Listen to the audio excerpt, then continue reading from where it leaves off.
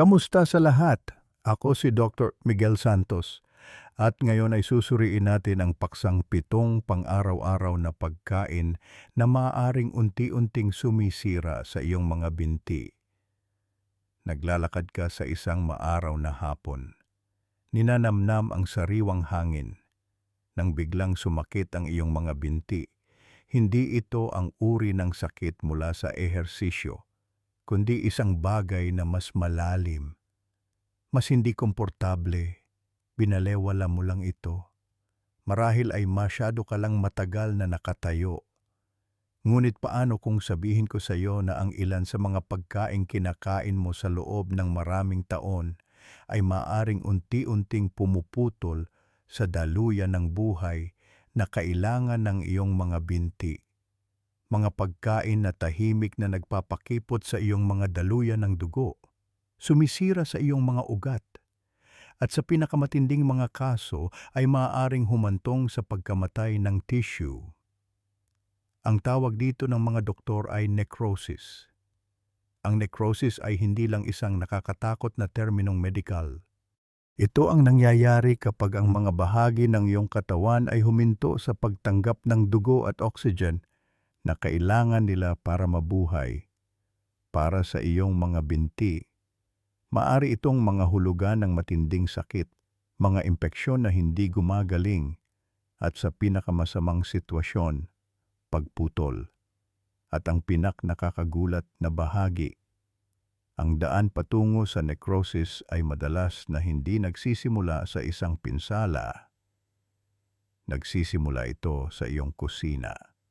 Ngayon, aalamin natin ang 7 pang-araw-araw na pagkain na maaaring dahan-dahang nagtutulak sa iyong mga binti patungo sa mapanganib na puntong iyon. Ang ilan sa mga ito ay napakakaraniwan na maaaring mayroon ka nito sa iyong ref ngayon din.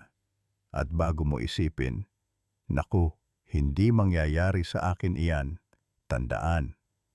Ang mga epektong ito ay naiipon sa paglipas ng panahon, madalas ng walang sintomas hanggang sa magawa na ang pinsala. Kung mahalaga sa iyo ang iyong mga binti, kung gusto mong manatiling malakas at walang sakit sa paglalakad, kailangan kong manatili ka sa akin hanggang sa dulo. At habang narito ka, mag-iwan ng 1 sa mga komento kung gusto mong protektahan ang iyong mga binti, o 0 kung sa tingin mo ay nasa perpektong kondisyon sila. At siguraduhing nakasubscribe ka sa para hindi mo makaligtaan ang mga life-saving tips na tulad nito. Magsimula tayo sa unang salarin, isang paborito sa almusal na may mapanganib na sikreto, bacon. Oo, alam ko, ang tunog pa lang nito habang piniprito sa kawali ay nakakatakam na. Ang mausok na amoy na kumakalat sa kusina sa isang tamad na linggo ng umaga ay parang ginhawa mismo. Ngunit heto ang bagay, gaano man kasarap. Ang bacon ay maaring maging problema para sa iyong mga binti sa mga paraang hindi mo marahil na pagtatanto. Bawat malutong na piraso ay puno ng sodium at saturated fat. Isang dobling suntok na maaaring tahimik na maging sanhi ng mga problema sa circulation sa paglipas ng mga taon. Ang sobrang sodium ay nagiging sanhi ng pagpapanatili ng iyong katawan ng labis na tubig na nagpapataas ng presyo ng dugo. At kapag nananatiling mataas ang iyong presyo ng dugo, ang iyong mga ugat, ang mga maselang tubo na nagdadala ng dugong nagbibigay buhay, ay nagsisimulang tumigas at kumipot. Ngayon, idagdag mo pa ang saturated fat mula sa bacon na mayroong ugaling dumikit sa mga pader ng ugat. At sa paglipas ng panahon ay magkakaroon ka ng plaque buildup. Ang pagkitid na iyon ng iyong mga ugat ang tinatawag ng mga doktor na peripheral artery disease. At kapag nangyari ito sa mga binti, nangangahulugan ito ng mas kaunting dugo, mas kaunting oxygen, at mas kaunting kakayahang magpagaling na nakakarating sa iyong mga kalamnan at balat. Ito ay hindi lang teorya.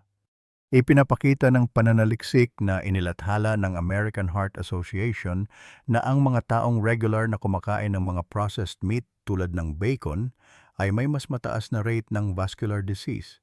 Maari mo itong unang mapansin bilang pulikat sa iyong mga binti kapag naglalakad, mga paa na mas malamig kaysa karaniwan, o maliliit na hiwa sa iyong mga daliri sa paa na napakatagal gumaling. At sa mga malubhang kaso, ang mahinang daloy ng dugo ay maaaring humantong sa seryosong pinsala sa tissue. Sinasabi ko ba sa iyo na itigil na ang pagkain ng bacon magpakailanman? Hindi. Masyadong maikli ang buhay para sa hindi na kailanman. Ngunit mahalagang gawin itong isang treat, hindi isang pang-araw-araw na ugali. Kung gusto mo ang malinamnam na lasa nito, maaari mong subukan ang lower sodium turkey bacon o mas mabuti pa, palitan ng ilang almusal ng abokado sa whole grain toast. Makukuha mo pa rin ang masarap at nakakabusog na kagat. Ngunit may mga fat na malusog sa puso na tumutulong na mapanatiling malayang dumadaloy ang iyong dugo. At kung pag-uusapan ang mga maaalat at matatabang paborito na maaaring tahimik na sumabutahe sa iyong mga binti.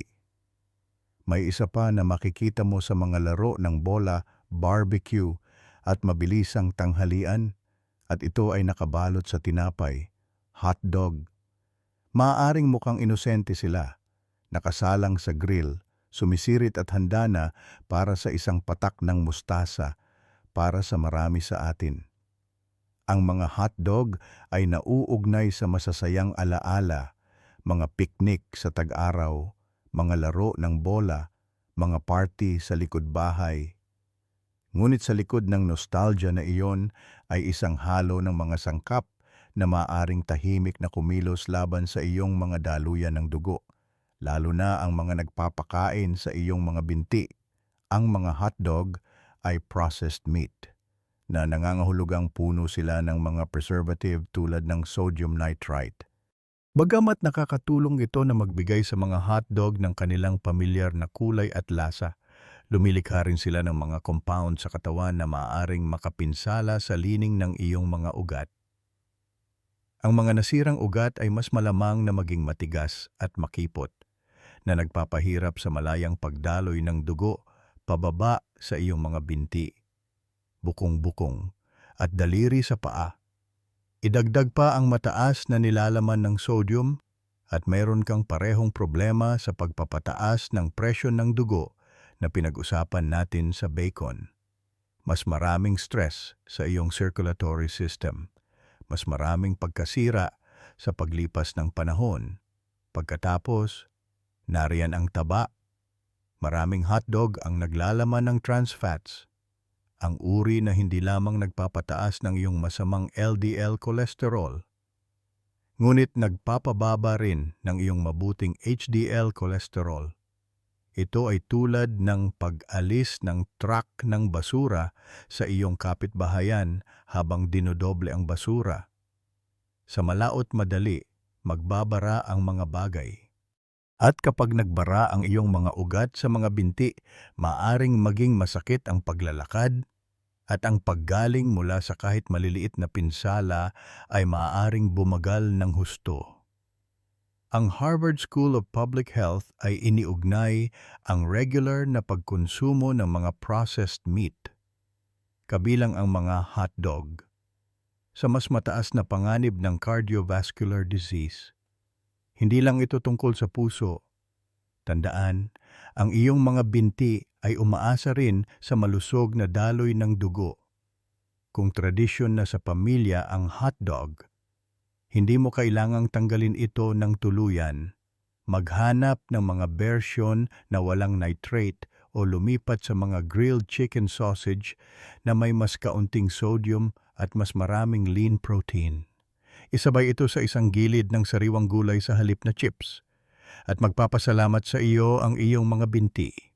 At kung sa tingin mo ay ang hotdog na ang pinakamasamang salarin, Maghintay hanggang marinig mo ang tungkol sa isang malutong at ginintuang comfort food na nagtatago ng isang partikular na nakakainis na sorpresa para sa iyong sirkulasyon. French fries, ang mga ginintuang malutong na stick ng kaginhawahan. Maging ito man ay mula sa isang fast food drive-thru o gawang bahay sa oven, ang fries ay may paraan upang gawing mas masarap ang anumang pagkain. Ngunit heto ang problema. Ang paraan ng paghahanda ng karamihan sa fries ay ginagawa itong maliliit na truck na naghahatid ng mga taba na partikular na nakakapinsala sa iyong mga daluyan ng dugo. Maraming restaurant at fast food chain ang muling gumagamit ng kanilang mantika ng maraming beses. Sa paglipas ng panahon, ang mantika na iyon ay nasisira at lumilikha ng trans fats, ang uri ng taba na bumabara sa iyong mga ugat ng mas mabilis kaysa sa halos anupaman. Ang trans fats ay hindi lamang nagpapataas ng iyong LDL, ang masamang kolesterol, ngunit nagpapababa rin ng iyong HDL, ang mabuting kolesterol na tumutulong na alisin ang plaque. Nangangahulugan ito na ang mga malutong na fries na iyon ay maaaring, sa paglipas ng panahon, pahirapan ang pagdaloy ng dugo pababa sa iyong mga binti, na ginugutom ang iyong mga kalamnan at balat sa oxygen at sustansya na kailangan nila. At huwag nating kalimutan ang asin. Ang isang medium order ng fast food fries ay maaaring maglaman ng higit sa 250 ml ng sodium. At karamihan sa atin ay hindi tumitigil sa isang order lang.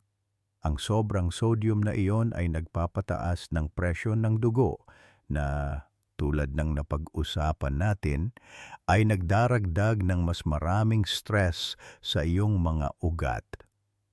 Ang resulta, mas mahinang sirkulasyon at mas mataas na panganib ng peripheral artery disease, kung saan ang mga makipot na ugat ay maaaring magdulot ng sakit sa binti, pamamanhid at mas mabagal na paggaling. Ang American Journal of Clinical Nutrition ay naglathala ng mga natuklasan na nagpapakita na ang mga diet na mataas sa pritong pagkain ay nauugnay sa mas mataas na panganib ng sakit sa puso at mga problema sa sirkulasyon. At dahil ang iyong mga binti ay nasa malayong dulo ng iyong circulatory supply line, madalas silang unang nagdurusa kapag nabawasan ang daloy ng dugo. Ngayon, nangangahulugan ba iyon na bawal na ang fries magpakailanman? Hindi. Ngunit ang moderasyon ay susi. Kung gagawin mo ito sa bahay, subukang i-bake o i-air fry na may mga mantikang malusog sa puso tulad ng olive o avocado oil. At sa halip na abutin ang salt shaker, timplahan ng mga herbs o pampalasa, rosemary, paprika, o kahit isang kurot ng garlic powder ay maaring gawin itong kasing sarap. Ngunit ang fries ay hindi lamang ang comfort food na maaaring tahimik na ubusin ang buhay mula sa iyong mga binti. Minsan ang salarin ay hindi maalat o mamantika. Ito ay matamis, mabula, at nagtatago sa harap mismo ng iyong refrigerator, soda.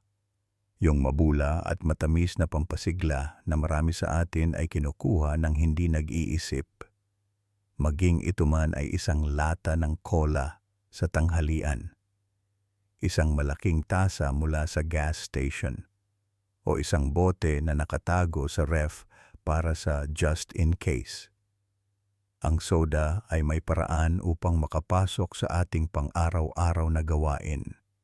Ngunit kung ano ang nasa loob ng matamis na bula na iyon, ay maaaring tahimik na makapinsala sa iyong mga binti sa mga paraang hindi mo inaasahan. Ang pangunahing salarin, asukal, at napakarami nito. Ang isang 12-onsa na lata ng soda ay maaaring magkaroon ng 30 hanggang 40 gramo ng asukal. Iyon ay parang pagbuhos ng 8 hanggang 10 na kutsarita diretso sa iyong daluyan ng dugo sa loob ng ilang minuto. Kapag paulit-ulit na tumataas ang iyong blood sugar sa paglipas ng panahon, maaari nitong masira ang mga maselang ugat nerves sa iyong mga binti at paa. Isang kondisyon na tinatawag na peripheral neuropathy. Ang pinsala sa ugat na ito ay maaaring magdulot ng pamamanhid, pangingilig, nasusunog na sakit o kahit na pagkawala ng pakiramdam na nagpapahirap na mapansin ang mga pinsala bago sila maging seryoso. Ang mataas na paggamit ng asukal ay nag-aambag din sa insulin resistance na maaaring humantong sa type 2 diabetes, isang pangunahing risk factor para sa parehong mahinang sirkulasyon at pinsala sa ugat. At hindi lang ito tungkol sa asukal. Maraming soda ang acidic na maaaring mag-inflame sa mga pader ng daluyan ng dugo na ginagawa silang mas madaling kapitan sa pagkitid. Ang mas kaunting espasyo sa loob ng iyong mga ugat ay nangangahulugang mas kaunting dugo ang nakakarating sa iyong mga ibabang paa. At ang iyong mga binti ang unang nakakaramdam ng pagkakaiba. Isang pangmatagalang pag-aral na inilathala sa diabetologiya ang natuklasan na ang mga taong regular na umiinom ng mga inuming may asukal ay may mas mataas na panganib na magkaroon ng type 2 diabetes at kasama nito ang lahat ng problema sa kalusugan ng binti na kasama nito. Kaya, ano ang alternatibo? Subukan ang sparkling water na may kaunting katas ng tunay na prutas para sa lasa o unsweetened iced tea na may lemon. Makukuha mo pa rin ang nakakapreskong pag-inom ng walang blood sugar roller coaster. Kahit ang pagbabawas mula sa isang soda sa isang araw hanggang sa ilang beses lang sa isang linggo ay maaaring gumawa ng malaking pagkakaiba sa paglipas ng panahon. At habang ang tamis ng soda ay maaaring makapinsala sa iyong mga ugat, may isa pang pang-araw-araw na pagkain na nakakapinsala sa iyong mga binti sa isang mas tahimik ngunit pantay na mapanganib na paraan sa pamamagitan ng pagpapataas ng iyong blood sugar ng halos kasing bilis, kahit na hindi ito lasang matamis. Ngayon, pag-usapan natin ang isang bagay na tila hindi nakakapinsala. Marahil mas mabuti pa kaysa sa isang inuming may asukal, ngunit maaring tumama sa iyong blood sugar ng halos kasing bilis, puting tinapay white bread.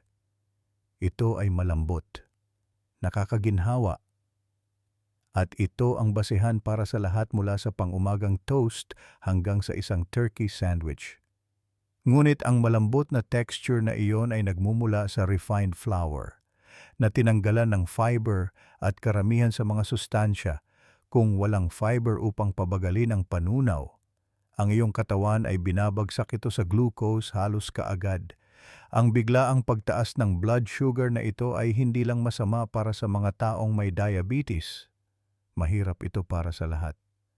Ang paulit-ulit na pagtaas ng blood sugar ay maaaring makapinsala sa maliliit na daluyan ng dugo na nagpapakain sa iyong mga binti at paa. Sa paglipas ng panahon, ang pinsalang iyon ay nagpapahirap para sa oxygen at sustansya na maabot ang iyong mga tissue, na nagpapabagal sa paggaling at nagpapataas ng iyong panganib sa mga infection. Kung mayroon ka ng anumang mga issue sa circulation, ang puting tinapay ay maaring tahimik na magpalala sa mga ito nang hindi mo namamalayan. Ito ay hindi lang teorya. Isang pag-aaral sa American Journal of Clinical Nutrition ang natuklasan na ang mga diet na mataas sa refined carbohydrates ay nauugnay sa mas mataas na panganib ng sakit sa puso at mahinang kalusugan ng vascular. At tandaan, ang iyong mga binti ay nasa malayong dulo ng iyong circulatory system. Madalas silang unang nagpapakita ng mga palatandaan ng problema kapag ang iyong daloy ng dugo ay hindi sa pinakamahusay nito. Ang problema sa puting tinapay ay tungkol din sa hidden sugar effect, kahit na hindi ito lasang matamis. Ang mataas na glycemic index nito ay nangangahulugan na ang iyong katawan ay tumutugon na parang kumain ka lang ng candy. Ang reaksyon na iyon ay maaaring humantong sa pagtaas ng insulin na sinusundan ng pagbagsak ng enerhiya, na ginagawang mas malamang na maghanap ka ng mas maraming refined carbs, at nagpapatuloy ang cycle na nagbibigay diin sa iyong mga daluyan ng dugo ng paulit-ulit.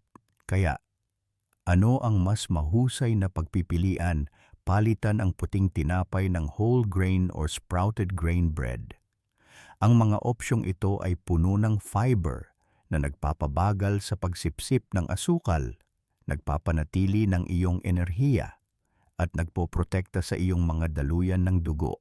Kung gumagawa ka ng toast, magdagdag ng protina o malusog na taba tulad ng peanut butter o avocado upang gawin itong mas leg-friendly. At habang ang puting tinapay ay maaaring dahan-dahang magpahina sa iyong sirkulasyon, may isa pang treat na pinagsasama ang asukal at hindi malusog na taba sa paraang maaaring tamaan ang iyong mga binti mula sa dalawang anggulo ng sabay-sabay. Alam kong parang napakalupit na ituro ang daliri sa isang bagay na napakaugnay sa masasayang sandali. Isang scoop pagkatapos ng hapunan ng linggo, isang cone sa isang mainit na hapon ng tag-araw, isang maliit na mangkok sa gabi habang nanonood ng iyong paboritong palabas. Ang ice cream ay hindi lang dessert. Ito ay isang memory maker. Ngunit heto ang mahirap na bahagi. Isa rin itong dobleng dagok sa iyong sirkulasyon at kalusugan ng binti dahil sa kombinasyon nito ng asukal at saturated fat. Ang creamy na tamis na iyon ay nagmumula sa mataas na halaga ng idinagdag na asukal na nagpapataas ng iyong blood sugar tulad ng soda o puting tinapay. Sa paglipas ng panahon, ang mga paulit-ulit na pagtaas na iyon ay sumisira sa maliliit na daluyan ng dugo at mga ugat sa iyong mga binti at paa na humahantong sa pamamanhid, pangingilig, mas mabagal na paggaling at sa mga malubhang kaso kahit na mga bukas na sugat na hindi nagsasara. Kung meron kang diabetes o pre-diabetes, maaaring mangyari ang pinsalang iyon ng mas mabilis. Pagkatapos, nariyan ang saturated fat. Ang ice cream ay gawa sa cream at madalas na may idinagdag na butterfat para sa linamnam. Ang saturated fats ay nagpapataas ng LDL cholesterol, ang uri na bumabara sa mga ugat, at nagpapababa ng HDL cholesterol na nangangahulugang mas kaunting cleanup crew sa iyong daluyan ng dugo. Kapag kumipot ang iyong mga ugat, lalo na sa mga binti, nagiging mas mahirap para sa dugo na makalusot. Ang nabawasang sirkulasyon na iyon ay nangangahulugan na mas mabilis mapagod ang iyong mga kalamnan, mas mabagal gumaling ang mga pinsala, at tumataas ang iyong panganib sa peripheral artery disease. Ipinapakita ng pananaliksik sa British Journal of Nutrition na ang mga diet na mataas sa parehong idinagdag na asukal at saturated fats ay makabuluhang nagpapataas ng panganib sa cardiovascular. At tandaan, ang iyong puso at ang iyong mga binti ay konektado sa pamamagitan ng parehong network ng mga daluyan ng dugo. Nangangahulugan ba yon na hindi ka na maaaring mag-enjoy ng ice cream muli? Hindi. Ang susi ay ituring ito bilang isang espesyal na okasyon. Subukan ang mas maliliit na bahagi o pumili ng mga opsyong gawa sa mas mababang taba na dairy o plant-based milks. Ang ilang mga brand ay nag-aalok pa ng nice cream na gawa sa pinaghalong frozen na saging, natural na matamis, creamy, at walang idinagdag na asukal o masamang taba. Ngunit habang ang ice cream ay madalas na isang indulhensya sa mainit na panahon, may isa pang salarin na maaaring manatili sa iyong freezer buong taon, at naglalaman ito ng mas maraming sodium, taba, at mga nakatagong additives kaysa sa napagtatanto ng karamihan sa mga tao. Ngayon, buksan natin ang freezer at pag-usapan ang tungkol sa frozen pizza. Ito ang bayani ng mga tamad na gabi, mabilis na tanghalian, o mga hapunan na nakalimutan kong magluto. Painitin lang ang oven. Isa lang ito at 15 na minuto mamaya, handa na ang hapunan. Ngunit habang ang frozen pizza ay maaaring makatipid ng oras, maaari itong magastos para sa iyong mga binti ng higit sa iyong inaakala. Para sa mga nagsisimula, ang frozen pizza ay isang heavyweight sa sodium. Ang isang person-sized na pie ay madaling maglaman ng higit sa 1,200 miligalalon ng sodium, higit sa kalahati ng inirerekomenda ng American Heart Association para sa buong araw. Lahat ng asin na iyon ay nagpapataas ng iyong presyo ng dugo, na sa paglipas ng panahon ay nagbibigay diin at sumisira sa mga ugat na nagpapakain sa iyong mga binti at paa. Pagkatapos, nariyan ang taba, hindi lang saturated fat mula sa keso at processed meats, ngunit madalas ay trans fats mula sa crust at toppings. Ang mga taba na ito ay bumabara sa iyong mga ugat at nagpapababa ng iyong mabuting kolesterol, tulad ng ginagawa ng bacon at fries. Ang pagkitid ng iyong mga daluyan ng dugo ay nagpapahirap para sa dugo na mayaman sa oxygen na maabot ang iyong mga ibabang paa na maaaring magdulot ng sakit, pagkapagod o mas mabagal na paggaling pagkatapos ng kahit maliliit na pinsala. Ngunit hindi diyan tumitigil ang panganib. Maraming frozen pizza ang puno ng mga additives at preservatives upang pahabain ang shelf life. Ang ilan sa mga ito ay maaaring mag-trigger ng pamamaga sa katawan na lalong nakakapinsala sa mga daluyan ng dugo at nagpapabagal sa sirkulasyon. Ito ay isang mabagal at tahimik na proseso. Maaring hindi mo mapansin ang mga epekto hanggang sa makita mo ang iyong sarili na hinihingal pagkatapos ng isang maikling lakad o ang iyong mga paa ay malamig kahit gaano pa kainit ang silid. Isang pag-aaral sa Journal of the American College of Cardiology ang natuklasan na ang mga diet na mataas sa ultra-processed foods tulad ng frozen pizza ay nauugnay sa mas mataas na rate ng sakit sa puso at vascular. At kung naaapektuhan nito ang iyong puso, naaapektuhan din nito ang iyong mga binti. Kung tradisyon na sa inyong tahanan ang pizza night, hindi mo kailangang isuko ito ng tuluyan. Subukang gumawa ng sarili mo gamit ang isang whole grain crust, sariwang gulay at lean protein. Mababawasan mo ang sodium, masamang taba, at additives, at makukuha mo pa rin ang lahat ng cheesy na kasiyahan na gusto mo. Ngayong napagdaanan na natin ang lahat ng 7 tusong saboteur sa kalusugan ng binti, maglaan tayo ng sandali upang tapusin ang lahat ng ito sa isang bagay na mainit, nakapagpapasigla at nakakaganyak. Kaya, ayan na. 7 pagkain na maaaring mukhang hindi nakakapinsala, kahit na nakakaginhawa, ngunit maaaring tahimik na magpahina sa iyong mga binti sa paglipas ng panahon. Ang katotohanan ay, ang ating mga pagpipilian sa hapagkainan ay umaabot hanggang sa ating mga daliri sa paa. Bawat kagat ay maaaring tumulong na mapanatiling malakas ang ating mga hakbang o ginagawang mas mahirap para sa ating mga binti na dalhin tayo sa mga sandaling gusto natin. Ang magandang balita, hindi mo kailangang isuko ang lahat ng gusto mo. Ang maliliit na pagbabago, isang pagpapalit dito, isang mas magaan na bahagi doon, ay maaaring protektahan ang iyong sirkulasyon, palakasin ang iyong mga kalamnan, at panatilihin kang malayang gumalaw sa darating na mga taon. Isipin mo ito sa ganitong paraan.